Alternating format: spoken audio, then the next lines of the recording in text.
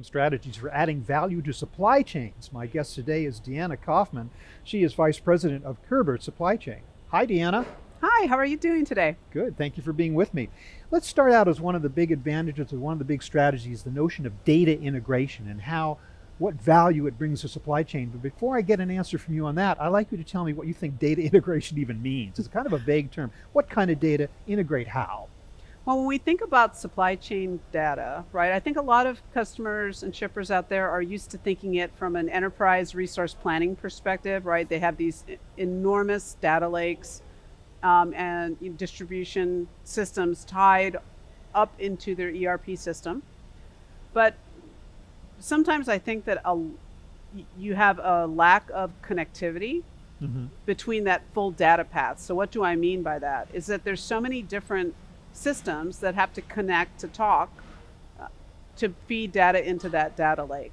So a good example of that is that as data is transiting your ERP, you're adding additional information to it that you can use to make decisions about your supply chain. So as that data is making its way through, you then integrate to different systems that may be from your carrier, it could be from your financial systems, it could be from your OMS, and all of those pieces of data have to be fully integrated so that it goes back into your data lake, because at the end of the day, you have to have that full integration and view so that you can turn data into power. And the data is like transactional data. It has to do with what exactly is being recorded, what kind of information is most crucial when we're talking about this. That's exactly right. So for a lot of our shippers, it's probably going to be financial data and information like maybe a GL code. Certainly from a transportation perspective, it's going to be TMS data, like what mode was ultimately chosen to ship something, either to a manufacturer if it's WIP, or to a direct to consumer, or maybe to a distribution center or retail outlet. And then also your shipping systems and your carriers will provide back data about what actually happened in the way of invoicing. So you need to be able to marry all of that information together to understand, is a SKU profitable? Are there ways that we can downshift mode so that we're reducing our total cost of ownership of the supply chain? But you can only do that about with data. And one of the things I like to say about data, or this is the way I would encourage shippers to think about data, is that data is only as good as you can turn it into actionable intelligence.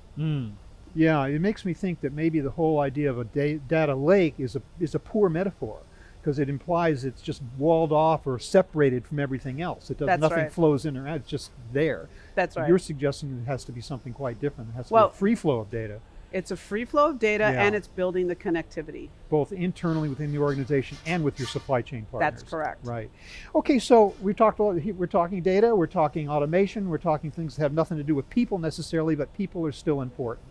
So what role do people assets play today in optimizing transportation spend, for instance? Yeah, that's a fantastic question. When we take a look at what you can do with data, data is very powerful, but sometimes it takes somebody who is seasoned and understands the data that they're looking at to interpret the results.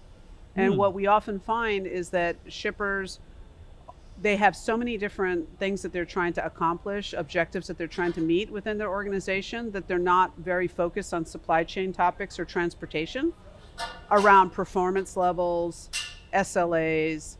Maybe there's a spike or something has gone wrong in terms of the data. Or how to interpret that. So what we have found makes the most sense is to work with supply chain and transportation analysts. So again, the human element, to take a look at the data and properly interpret it and create the next set of actions that help improve your outcome for the supply chain, or again, think about ways to reduce or optimize anything that's going on in your supply chain. Well, it's interesting you should frame it that way, Deanna, because these days all the conversation around analysis of data is all toward artificial intelligence, AI, and automation. You're saying that humans still have a role to play in analyzing data. There has to be some so-called tribal knowledge going on the human side still. That is indeed the case in your opinion? In my opinion, it is. I mean, I look at it this way. So I'm actually an IT person by background and training. I'm a software engineer, but I would say that the death of paper has long been messaged, but I think we're drowning in more paper than ever. So I think that, when you think about technological advancements, I think when you look at it is that sometimes people are already making leaps and you think about the technology advancing very rapidly. But when you think about artificial intelligence in particular, it relies on that self-same data lake. Uh-huh. So my question for you would be, in what system would there be complete visibility and perfect knowledge of carrier contracts, of carrier invoices, of ERP data, such that you know enough about the whole landscape of the supply chain to be able to make the best possible recommendations? I think that you can use tools like that to maybe create breadcrumbs and give people an opportunity to take a look at something else. As a matter of fact, we use business intelligence tools in addition to some amount of AI tools internally on data and looking at the data lakes, but it creates the breadcrumbs. What we really need is we need somebody to then come in and take a look at how can we actually take that and operationalize it for our customers. The last judgment rests still with a human being. That's right. Interesting. Let me move on and ask you about cost savings and how shippers can actually reduce their costs and while at the same time improving their results with carriers. This is a real struggle these days, given what's going on with capacity and demand. Well, it's really interesting. Right during COVID, you saw obviously the pricing power was with the carriers. Yeah. I would say that right now is an optimal time. If a shipper hasn't been looking at negotiation with their carriers, that they certainly should take a look at it. They're where in a they position maybe of more haven't in the power, past. you're saying now? They Yes, have more you can exactly see that the pricing power has shifted back more in the favor of shippers and a little bit away from the carriers. I'm not saying that it is a shipper market yet, but it is certainly in more balance. So this is certainly an opportunity to look at contracts and go back and negotiate them.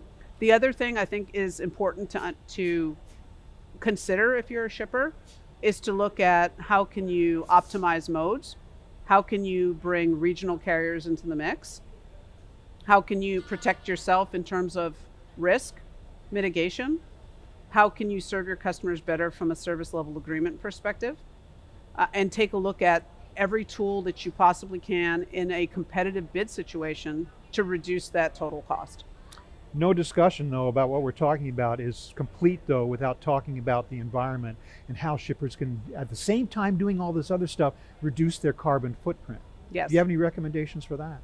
Well, absolutely. When we think about the earth that we live on, it can be a little fragile. I think a lot of people are beginning to experience that, right? So as good supply chain practitioners, all of us have a responsibility to the environment to look at ways to optimize that. So one of the things that we like to do for our shippers is we have the ability to provide them more information about their carbon footprint, and we can make recommendations to them about how, if you shift modes out of maybe moving something via air and putting it on the ground or putting it on rail, what that does to your carbon footprint, so that we can help our shippers become more carbon neutral. Yeah. So For their supply chain. So important consideration. it is very important. Thanks, Deanna. I really appreciate your insights into these big questions that everybody's asking about transportation, shippers, carriers, data, the whole thing. There's a lot to talk about in just a few minutes, but I do want to take a moment or two for you to tell me a little bit more about Körber Supply Chain specifically. Who are you guys? How do you fit into the picture? Yeah. Oh, fantastic question. So Körber Supply Chain, we are here to help our customers conquer supply chain complexity. So the way that we look at this is we leverage technology and technology-enabled managed services in our Körber One environment where everything is connected. So we are the leader in WMS, OMS systems, and for us, transportation spend optimization and strategic consulting and sourcing. So certainly we are looking at a 360-degree view. We also work in robotics and TMS systems, because we understand that for a lot of our customers, they are looking for a fully integrated and interoperable platform. So we bring the most value we can, and at the same time, we're also very dedicated to ESG, because for us, we have to have a sustainable world. Well, thanks again, Deanna. I really appreciate your time. Thank you. I've been speaking with Deanna Kaufman of Körber Supply Chain. Thank you very much for watching.